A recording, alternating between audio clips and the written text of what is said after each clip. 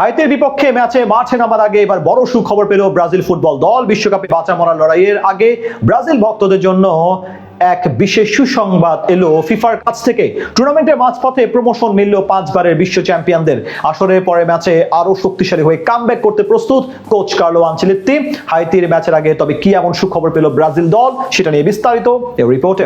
নামে, ঐতিহ্যে কিংবা অর্জনে সব দিক থেকে সর্বকালের সেরা দল ব্রাজিল ফুটবল দল। তবে কাতার বিশ্বকাপের পর থেকে সময়টা একেবারে খারাপ যাচ্ছে তাদের। এবার আসরেও নিজেদের প্রথম ম্যাচে মরক্কোর বিপক্ষে হোঁচট খেয়েছে 5 বারের বিশ্ব চ্যাম্পিয়নরা। ড্র করে 1 পয়েন্ট পেয়ে সন্তুষ্ট থাকতে হয়েছে ভিনিসিয়াস জুনিয়রদের। তাই হাইতির বিপক্ষে বেশ গুরুত্বপূর্ণ লড়াই হয়ে দাঁড়িয়েছে আগামী ম্যাচ। আর সেই ম্যাচের আগে এবার দারুণ এক সুখবর পেল সেলেসাওরা। বিশ্বকাপে নিজেদের দ্বিতীয় ম্যাচের আগে বড় প্রমোশন পেল হলুদ জার্সিধারীরা। ইউরোপের অন্যতম শক্তিশালী দল এবং 2026 বিশ্বকাপের সবচেয়ে ফেভারিট দলকে পেছনে ফেলে দিল কার্লো আনচেলত্তির শিষ্যরা, যেটি হাইতি ম্যাচের আগে দিবে দারুণ অনুপ্রেরণা। ফিফা বিশ্বকাপের ইতিহাসে সর্বোচ্চ 5 বার সোনালী ট্রফিটি নিজেদের করে নিয়েছে ব্রাজিল। পেলে থেকে আজকের নেইমার জুনিয়র, যুগে যুগে বহু মহাতারকা জন্ম নিয়েছে সেলেসাও নগরীতে। হয়তো সম্প্রতি সময়টা খারাপ যাচ্ছে, কিন্তু ব্রাজিলের ঐতিহ্য পুরনো। ইতিহাস বলে মানুষ তাদের নিয়ে যত বেশি উপহাস করে তত বেশি শক্তিশালী হয়ে কামব্যাক করে তারা। তেমনি সম্প্রতি ধারাবাহিক ব্যর্থতা মানেই না ব্রাজিল হারিয়ে যাবে, বরং এখনো তারা দুনিয়ার সেরা দল হয়েই প্রত্যাবর্তন করার সামর্থ্য রাখে,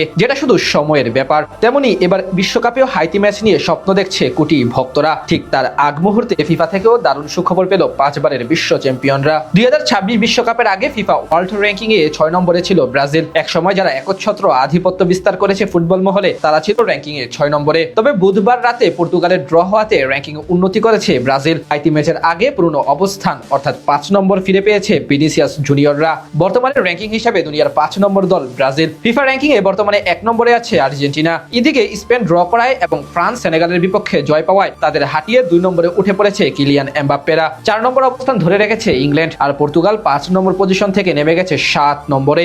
ব্রাজিল 1765.34 র্যাঙ্কিং পয়েন্ট নিয়ে আছে 5 নম্বরে। এক ধাপ উন্নতি করেছে সি গ্রুপের আরেক দল মরক্কো। সব মিলিয়ে হাইতি ম্যাচের আগে র্যাঙ্কিং এ এমন উন্নতি দারুণ সুখবর ব্রাজিলের জন্য।